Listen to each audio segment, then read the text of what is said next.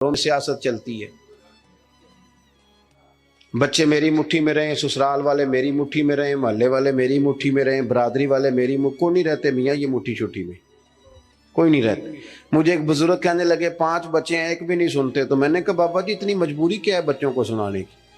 آپ نے جو سنانا ہے رب کو سنائیں، جتنی دیر ان پر دھیان کرنا ہے اتنے نفل بڑھا دیں، ان کو موج کرنے دیں۔ آپ کتنا کو انہیں قائل کریں گے اور کتنا کو مائل کریں گے، یہ تو اسی طرح کا سلسلہ ہے۔ جتنی سیاست ہم لڑاتے ہیں نا لوگوں کو سیٹ کرنے میں، اگر اس سے آدھا وقت بھی اپنے رب کو راضی کرنے میں لگائیں نا تو رب راضی ہو جائے تو لوگوں کے دلوں میں محبت پیدا فرما دیا کرتا ہے۔ نظریاتی بنے، توجہ اتنی بندوں پہ توجہ کرنا، اتنی سیاست کرنا، اپنے آپ کو ہر وقت لوگوں میں گڈ بک میں، کوئی ضروری ہے کہ سارے لوگ ہمیں اچھا ہی کہیں؟ کوئی ضروری ہے؟ کوئی ضروری نہیں۔ کوئی ضروری ہے کہ ہر وقت آپ یہی کہیں کہ ہر کونے سے میری تعریف ہی اٹھے؟ کوئی ضروری نہیں میرے بھائی۔ نظریاتی ہو جائیں، توجہ اللہ رسول کی جانب، توجہ اللہ والوں کی جانب۔ باقی یہ دنیا کی سیاست اس میں تھوڑی کمی بھی لائیں۔ دیکھیں رسول پاک صلی اللہ علیہ وسلم نظریہ کیا دیتے ہیں؟ ایک جنگ سے واپسی ہے، حضور آرام کر رہے ہیں، صحابہ تھوڑا سا ہٹ کے ادبن دور دور ہو کے لیٹ گئے، سرور کائنات علیہ السلام بھی آرام کرنے لگے تو تلوار اتار کے درخت کی ٹہنی سے لٹکا دی، حضور بھی آرام فرما۔ ایک بندہ آ گیا، تلوار اتار لی، حضور پر تان لی، اور محبوب علیہ السلام فرماتے ہیں آنکھیں سوتی ہیں دل تو میرا جاگتا رہتا ہے۔ اس نے تلوار تان لی۔ اللہ کرے میں آپ کو بات سمجھاؤں، بھئی اچانک کو یہاں بندوق رکھ دے، اس وقت ہم نے دیکھنا ہے کہ بلڈ پریشر کتنا ہو گیا ہے، پھر دیکھنا ہے کہ اس وقت خون کے مد و جزر کا کیا حال ہے۔ اچانک وہ دیکھو نا میرے عزیز، رات کو 2 بجے ویسے ہی چھت پہ بلی ہو اور بندے کو کہہ دے کہ چور ہے، تو مجھے بتائیں حال کیا ہوتا ہے؟ ویسے انسان کی نفسیات ہے نا۔ لیکن جو نظریاتی بندے نا، نظریاتی، ڈاکٹر نے کہہ دیا، ایک بندہ نظریاتی نہیں تھا، ڈاکٹر نے کہہ دیا تو ہفتے میں مر جائے گا، تو وہ 3 دنوں میں مر جاتا ہے۔ ایک نظریاتی ہے، ڈاکٹر نے کہا 1 ہفتے کے بعد آپ دنیا سے رخصت ہوں گے، تو اس نے کہا ڈاکٹر صاحب آپ جو کہہ رہے ہیں اپنے علم کے مطابق کہہ رہے ہیں، ہونا وہ ہے جو میرے رب کریم نے چاہنا ہے۔ یہ کئی سال بھی نکال سکتا ہے، شرط یہ ہے کہ ہم نظریاتی ہوں۔ ہماری سیاست ہی ختم نہیں ہوتی ہے کہ جگہ میں خود جاتا ہوں بندے راضی کر رہا ہوں، جہاں میں نہیں گیا وہاں بیٹا بھیجا، تو ولیمے پہ ہویا، چھوٹے بھائی سے کہا تو فاتحہ کہا، سارا دن بندے راضی کرنے میں وہ پھر نہیں راضی ہوتے۔ حضرت مولا علی فرمایا کرتے تھے یہ اس طرح ہے جس طرح چرواہے کی بکریاں ہیں، ادھر والی گھیر کے لاؤ تو ادھر والی نکل جاتی ہیں، ان کو گھیرو تو ادھر والی نکل جاتی ہیں۔ تو ضرورت کیا ہے؟ رب کی جانب توجہ کرنا، اللہ پہ بھروسہ کرنا۔ اس نے تلوار حضور پہ تان لی، او بھائی کیا ہوا ہے؟ آپ کو عرض کیا آپ خاموش ہوں، اللہ آپ کو خوش رکھے، اور یہ آنا جانا بھی بند کریں، آپ کو اللہ تعالیٰ بڑی ساری جزائے خیر دے۔ کچھ بندے بزدل ہوتے ہیں، انہیں تقریر نہ بھول جائے کہیں۔ آپ میری بات سنیں، آپ کی مہربانی، اللہ آپ کو سلامتی عطا فرمائے۔ میں نے جتنی بات کر لی ہے شاید اتنی بھی نہ کروں، اس سے کم کروں، لیکن چاہتا یہ ہوں کہ میری نہیں ہے نا، اللہ رسول کی ہے، تو اللہ رسول کی بات اپنے دامن میں بڑا ادب رکھتی ہے۔ عزیز بھائیوں، اس نے تلوار حضور پہ تان لی، سرکار نے مقدس آنکھیں کھولی، تو میں بتا چکا ہوں کہ اگر ہم پر کوئی پستول تانے تو شاید سارا وجود کانپنے لگے۔ اس نے تلوار تانی، حضور کی مقدس آنکھیں کھلی، کہنے لگا آپ کو مجھ سے کون بچائے گا؟ قربان جائیں، حضور نے مسکرانا شروع کر دیا۔ زندگی نظریاتی بن جاؤ، زندگی ہنس کے گزر جائے گی ساری، لیکن اگر نظریاتی نہیں ہونا تو پھر تو بھائی کاروبار پہ نقصان پہ بھی ہارٹ اٹیک ہو جاتا ہے۔ پھر تو میرے عزیز نوکری سے جواب ہو جائے تو لوگ مریض ہو جاتے ہیں شوگر کے۔ اگر آپ نظریاتی ہیں تو جی لیں گے۔ اس نے کہا کون بچائے گا؟ تو محبوب مسکرا کے فرمانے لگے یہ تو نے عجیب بات کر دی، مجھے میرا رب بچائے گا۔ اللہ کے نام میں طاقت ہے، اللہ کے نام میں قوت ہے، اللہ بچائے گا۔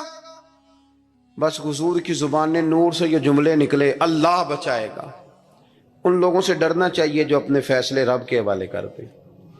اچھا وکیل کرنے کے پیسے نہ ہوں، سفارش کے پیسے نہ، اور معاملہ اللہ پہ چھوڑ دیں، ان سے ڈرو۔ انہوں نے سب سے بڑے کورٹ میں مقدمہ دائر کرا دیا۔ حضور فرمانے لگے رب بچائے گا۔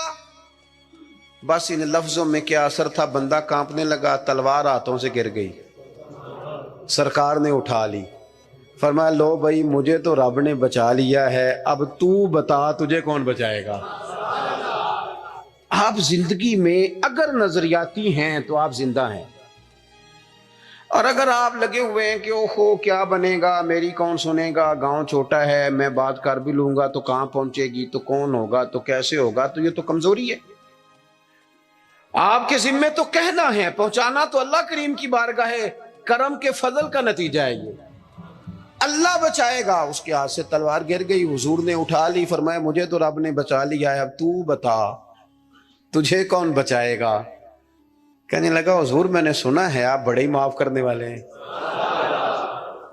آپ صحیح بتاؤ، ایک بندہ میرے اوپر تانے پستول، تھوڑی دیر کے بعد قابو آ جائے تو وہ مجھے کہے جی آپ تو نیک آدمی ہیں چھوڑ دیں، تو میں کہتا ہوں قابو آ گیا تو میں نیک ہو گیا ہوں، پہلے تو بندوق لے آیا تھا۔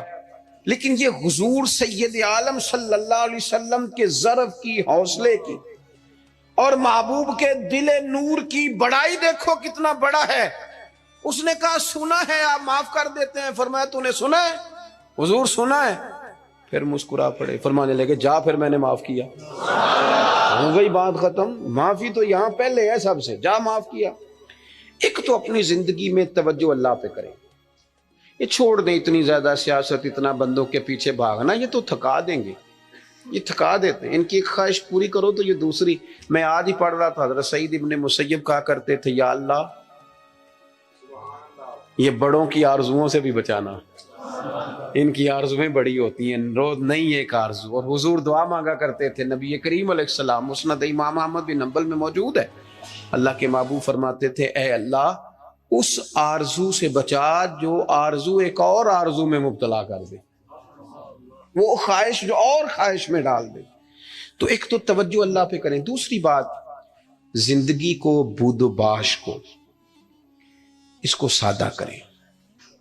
سرور کائنات صلی اللہ تعالی علیہ وسلم کا کمال یہ تھا کہ لوگ نا حضور کے ساتھ ڈیل کرنے میں آسانی محسوس کرتے تھے کہ حضور سے بات آسانی سے کی جا سکتی ہے، سرور کائنات بات سنتے ہیں۔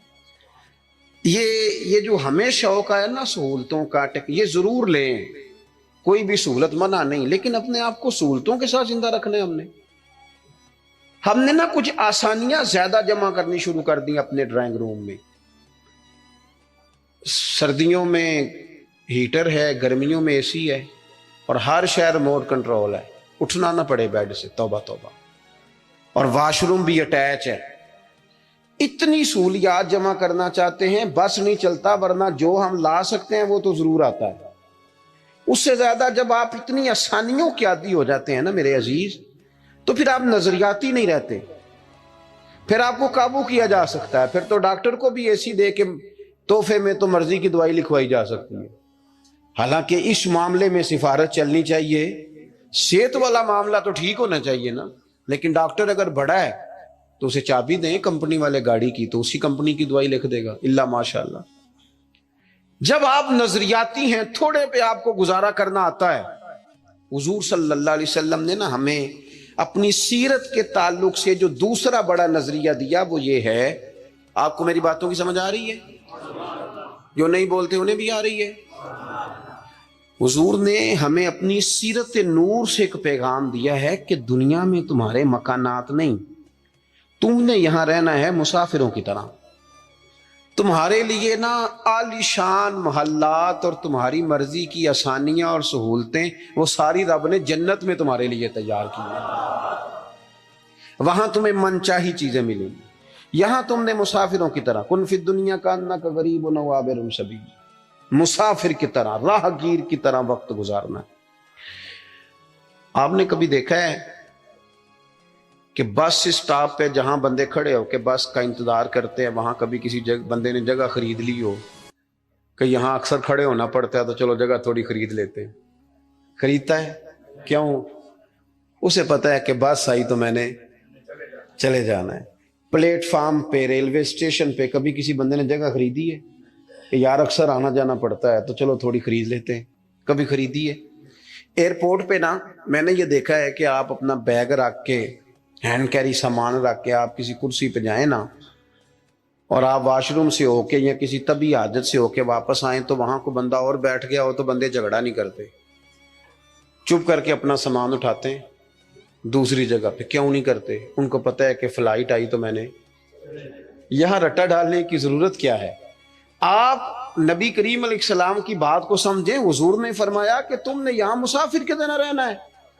مسافر کو 2 مرلے کے لیے جھگڑے کھڑے کرتے ہیں, وہ کچھ 6 انچ کے لیے رٹے ڈالتے ہیں. ان کو تو پتا ہے کہ حضرت اسرائیل نے آنا ہے اور ہم نے چلے جانا ہے. اس